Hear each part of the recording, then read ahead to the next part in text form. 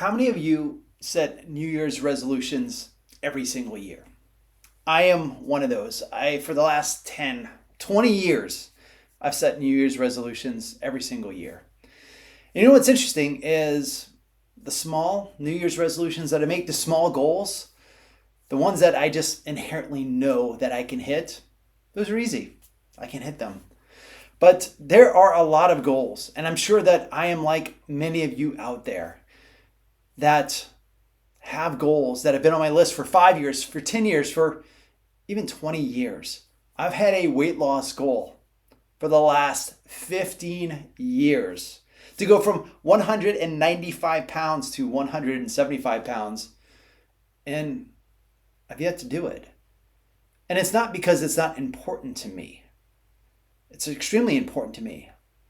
I just haven't found the solution, found the key to actually doing it. And maybe some of you out there are like that. And I'm sure there are, because statistics show that 80% of New Year's resolutions are abandoned by February 1st. And here's another little known fact is that 65% of New Year's resolutions appear on goals lists year over year over year. And what I don't want to happen is for that to happen to you again next year and the year after. So I've been studying a lot. I have a lot of business experience. I've been in sales. I've worked for startups. I was an executive director of marketing for a large pharmaceutical company. I've worked in artificial intelligence.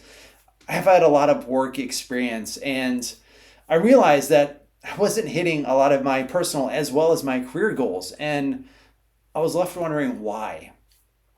And so what I did in 2020 is I went to get a coaching certification at Fielding Graduate University in Southern California. And so I did this because I wanted to figure out how I can help people, and ultimately, how do I help myself to understand what are some of the things, what are some of the neurochemical things that are happening in my mind that are keeping me from attaining the things that are so meaningful to me. And if you're like that, I hope you stick with me during this talk, because what I want to do is I want to share with you some of the things that I learned throughout my time in this year-long executive coaching certification program. And one of those key points is this, is that 95% of all of our thoughts, actions, and bodily functions are subconscious. Let me say that again. 95% of our thoughts and our actions and our bodily functions are subconscious. So that statistic begged me to ask the question, who's driving my body? Who's driving my life? When only 5% of our conscious thoughts, actions, and decisions are conscious. Who's driving the wheel? No wonder I am finding it so hard to accomplish the goals that are so important to me. That there's goals that I've had for 5, 10, 15, 20 years that I just haven't accomplished. And so what I want to do today is I'm going to share with you this concept of a hindsight window. And basically what a hindsight window is, it's the bad events and the reality of the benefit of that you got from that bad or negative event from happening. And so the joy in our lives is dependent, based on that situation, on how we can close that gap between that event happening and the benefit or the gratitude that we have for that event, because it has propelled us in a certain direction in our lives. Let me share with you what that means to me. When I was 14 years old, I lived in New Orleans, Louisiana, and I was on my middle school baseball team. And one day on April 1st in 1991, I was throwing batting practice in the left field batting cage. And it was extra batting practice. Practice was effectively over, but I loved to pitch and I played outfield. And I asked my teammates, I said, hey, anybody else want to get some extra reps in? And the biggest kid on the team, he said, heck yeah, Ryan, bring it on. He's this big burly kid. So he stepped up about 40 feet away from me in the batting cage. And if you're familiar with baseball, you're probably seeing what's called an L screen. It's this L-shaped screen that's designed to protect the pitcher as they throw. On this particular day, I didn't protect myself, and I threw the ball, and crack! The ball came at me at over 100 miles per hour. There was no time to think. There was no time to move. And then there was impact. And the ball hit me right in my cheek. And I immediately bent over, and I was screaming, take it out, take it out, take it out. As if somehow, some way, those words would eliminate the incident that just happened. My coaches thought it was an April Fool's joke, and my teammates scattered. And finally, an ambulance came and took me to the hospital. And the night at the hospital, after the emergency room doctor looked at my scans, he looked at my parents. He didn't even look at me. He looked straight at them and he said, Mr. and Mrs. Wallace, he said, your son will never look the same again. He'll never play baseball again. And we're not sure if he's going to have the full function of his left eye.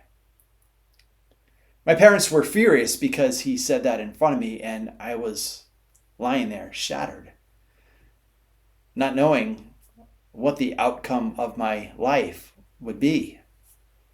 You know, when you're 14, you have all these thoughts and dreams, and you feel like you're invincible. And all of a sudden, I'm laying in a hospital bed wondering, what's going to happen? My parents, they weren't happy with that prognosis, so they went to one of the best plastic surgeons in New Orleans, and after he looked at my scans, he looked directly at me, and he said, Ryan, he said, on a scale of 1 to 10, the severity of your injury is a 12, and it's going to take me about 10 hours to perform the surgery.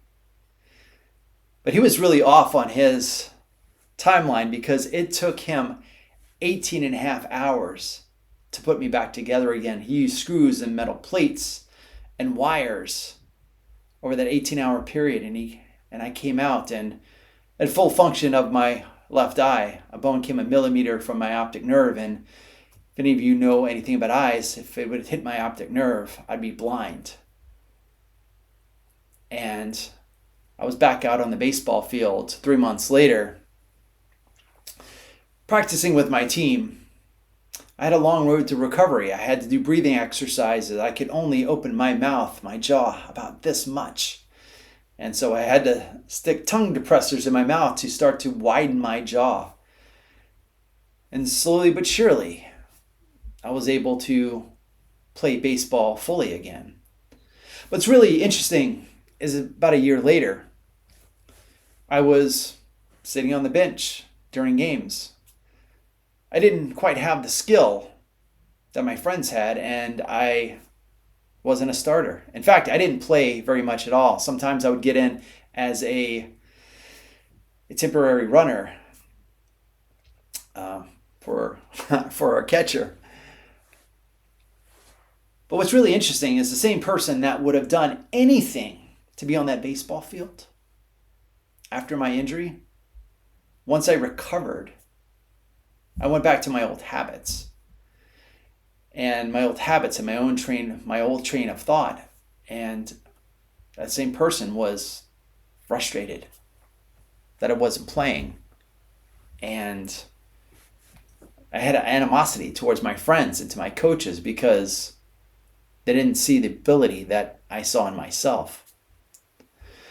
And so what I learned from that experience and the hindsight that I got from that is years later, I realized that there's two types of change. There's mandatory change that comes with being in a critical situation like I was. I had to change because my survival depended on it. But then there's also voluntary change. And that's when those New Year's resolutions really come in, because a lot of those New Year's resolution changes, they're voluntary. If we don't do them, life will continue to happen. And if we do them, what we can transform our lives. But one of the challenges that we face is that oftentimes we're stuck within our comfort zones, and making the changes that are required in order to hit some of those New Year's resolutions, they're uncomfortable. And what we need to do is start to become comfortable being uncomfortable. And there was another event that happened that helped me realize what happens in our minds when things go awry. So it was January 17th, 2018. I'm in Maui, Hawaii. It's a beautiful day. I'm at a work conference. And I wake up that morning and go for a jog. And I'm not a jogger, but when you're in Hawaii, you just feel like you want to get out before the sunrise and get on the ocean. And that's exactly what I did. So I'm jogging on Wailea Beach, and there's beautiful luxury hotels to my left. And there's, the Pacific Ocean with the light starting to cascade on the skies on the right-hand side. And it's just a picture-perfect day. After my run, I walk up to the Grand Wailea Terrace Cafe. So the Grand Wailea Terrace Cafe is on the second floor of the Grand Wailea Hotel. It overlooks like beautiful botanic gardens with the backdrop of the Pacific Ocean. It is just amazing. And I see my coworker Ray. And what's interesting about seeing my coworker Ray is that he's got a 16-ounce green kale smoothie in his hands. And what's interesting about this is he's a meat and potatoes guy. Like, he does not eat vegetables. But I guess when, nothing says healthy Hawaiian breakfast quite like liquefied vegetables, and that's what he was having this morning. So I walk through the crowded cafe with families and conference members and children all enjoying their breakfast. And I meet up with Ray, and he and I start talking about the day's events. Then all of a sudden, everybody's phone buzzed at the same time. And you kind of know that buzz when everybody's phone goes off at the same times, and there's something eerie about it, and it's not normal. And so a few seconds later, before I was able to get my phone out, I hear a bunch of ruckus behind me, and I see people screaming and plates clattering on the tables. And I turned around and I saw this man pick up his child and start running towards the front of the building. And so I reached into my pocket of my phone and I looked at the message, and it said, "Ballistic missile inbound to Hawaii. This is not a drill. Seek shelter." My buddy Ray had the same message. And after a few moments, he looked at me and said, "We should call our wives." So I called my wife Bev, and I let the phone ring a few times, and I didn't really know what to say. And so apparently what I say when something is, I'm in critical danger, is I say something really ordinary, because I asked her, "Hey, what's going on? What are you doing today?" And then I told her about the text message that I just received. We discussed what my plan was, and I told her that I'd call her back. And as I hung up the phone, I realized that maybe this is the last time that we would ever talk. And so I didn't seek shelter. Ray and I just sat there in that empty cafe looking at the sky, looking and hoping for a miracle, hoping for something other than a missile. Then at 8:45, we got the message that we'd hoped for. The message said, "There's no missile threat to the state of Hawaii. False alarm. Repeat, false alarm." So for 38 long minutes, my code red system internally, the code red system on my phone, was reacting to information that wasn't true. It wasn't true at all. But how often do we react to false alarms in our own minds? How often do we fear the worst is going to happen and it doesn't happen at all? How often do we fearcast the worst possible outcome of a situation that never happens? You see, these code reds, they happen to us all the time. And it's because our mind is trying to protect us from danger that doesn't even exist. And oftentimes these protection mechanisms are based on outdated fears from our childhood, from our past failures, from our bodies and our minds trying to protect us from fears that don't even exist. And so what I want to instill in you is this, is that words, whether they're spoken out loud or words that are conjured up in our own minds, they're powerful. They're impactful. I mean, think about it.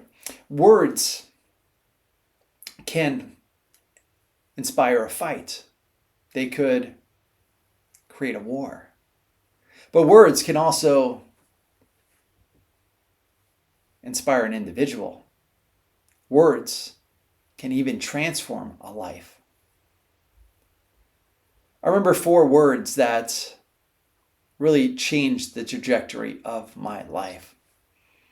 It was August 7th, 2004. I was sitting in my apartment watching TV, and I was determined not to do anything that night. I was going to stay home. I was going to relax.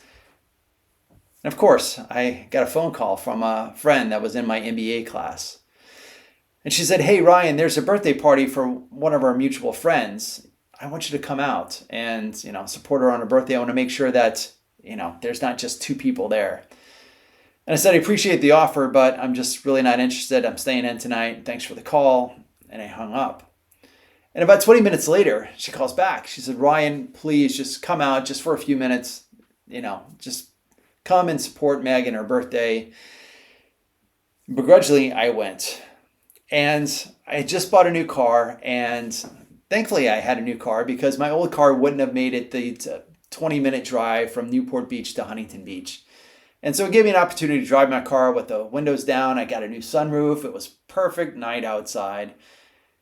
And then so I get to this restaurant. It's called Buca di Beppo. And as soon as you walk in, you smell, red pasta sauce. You smell garlic bread infiltrating the air. It's just a really cool, neat restaurant with, all the great smells that a great Italian restaurant has. So I get up and I find the room that everybody's in, and there's about 10 or 12 chairs, and there's one spot left, and it's all the way in the corner next to the wall. And so I go in there and sit there and start talking to some of the people at the table, and I notice that this brunette that's all the way down the end from me starts looking down. And I'm like, "Do I have pasta sauce on my shirt?" I'm like, why does she keep looking down? And then I'm like, there's nobody behind me. There's a wall.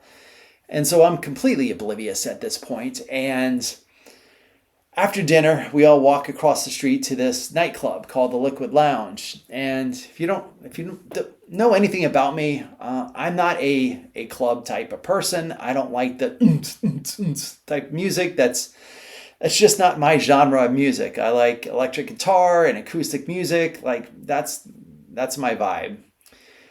We go in and everybody hits the dance floor. And to be quite honest, I'm not that great. I don't like to dance. I don't think I'm a good dancer. So I grab a drink and I'm sitting at this little high top table, like right next to the bar, and like admiring the people out there who have more confidence than I do when it comes to dancing.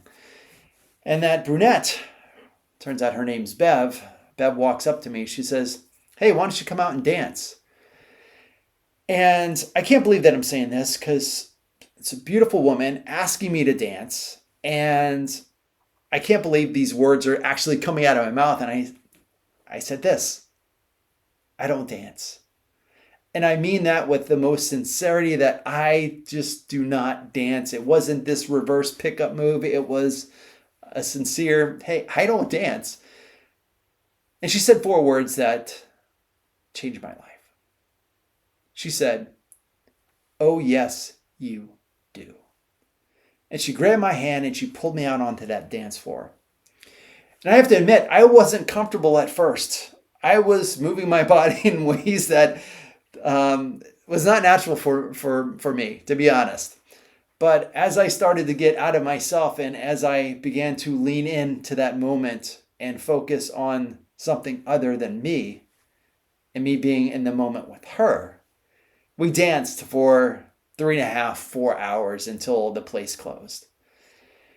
And what I realized in that moment is that as I began to settle in and take the focus off myself and focus on something else, it got easier.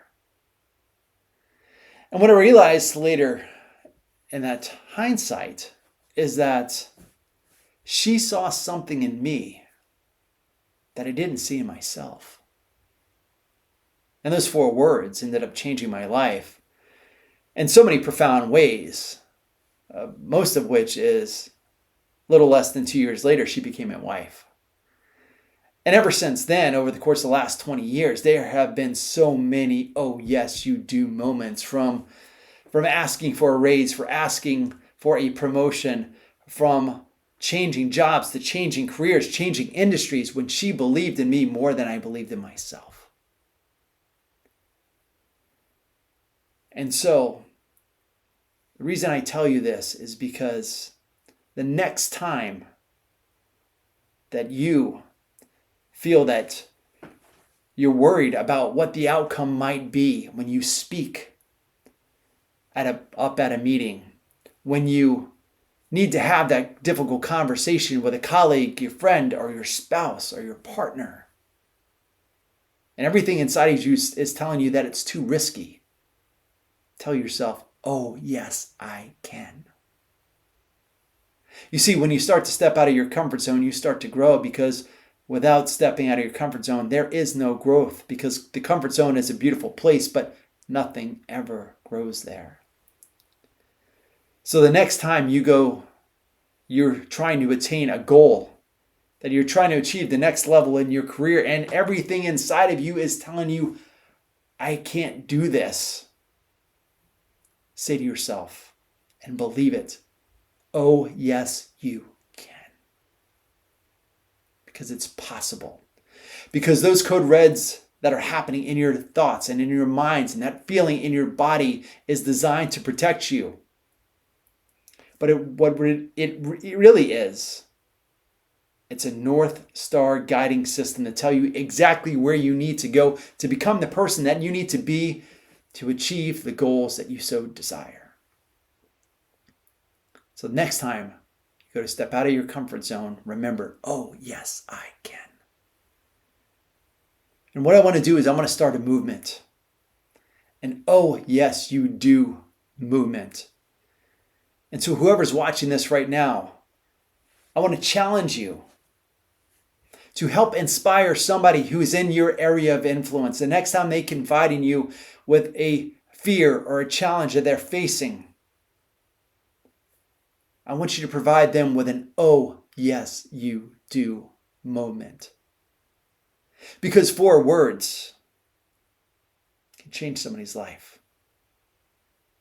And we can start a movement 4 words at a time. Oh yes, you do. Thank you.